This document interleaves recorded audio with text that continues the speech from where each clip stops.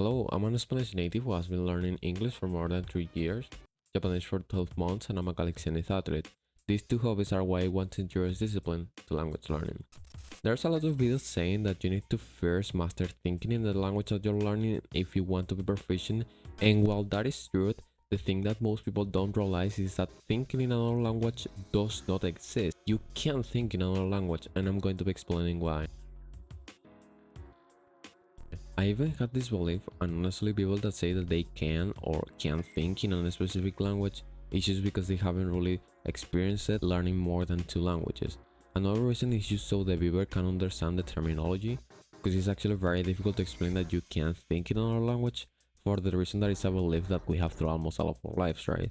It is just easier to explain that you need first to master thinking in English or in whatever language in order to be able to do immersion without translating, and this ends up making courses just way more easier to understand. But honestly, I think that this is wrong, because if you just remove the idea that thinking in another language even exists, and you only need to do input in order to remove the unconscious translations that you do in your mind, it will make the experience of the person learning the language way more enjoyable. I remember that when I was first starting to do immersion in English, I didn't have this idea of thinking in a specific language, and I was watching a YouTuber who was promoting the idea of input, and learning English was actually a necessity. So I just went on Netflix and I started watching this series called The Amazing World of Gumball, totally in English, and I was surprised that I could understand like 20%, because I had a basis of English due to playing MMORPGs and some lectures on school. So I just kept on doing immersion with this series for 2 months for like 30 minutes to 1 hour daily, and I got actually very good progress. And yeah, sometimes I try to translate to Spanish in my mind, but since I never had the idea that thinking in another language exists, just through pure input I was able to output in English. But that's the thing, you're able to output based on your input level, and that's what people define as thinking on another language. But you're not thinking in English or in Spanish. The language that you use on your thoughts, like that mini voice, is a reflection of the language that you are getting more input of.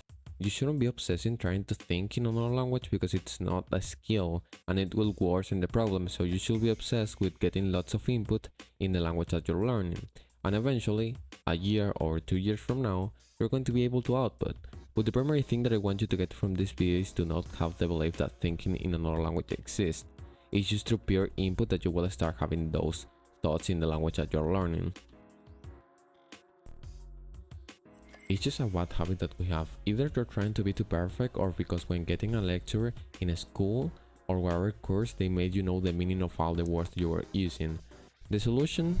Well, you can just do input and eventually translating unconsciously will not be a problem. You literally can just stop doing the habit right now. The next time that you do immersion, do your most effort to not translate. Now this is something that requires conscious effort, which is focus, and if you are used to watching TikToks or very short high edited videos, it's really normal that you have a bad attention span. So honestly, today I don't feel like telling you to uninstall the social media, do whatever that you feel like doing, but keep in mind that if you can learn Japanese or you can pay attention to something for more than 2 hours, it's not because you are special and you have ADHD, it's just because you are taking decisions that result in X type of situation. So just take total accountability of your situation and don't be a victim. Sorry for the last very aggressive speech.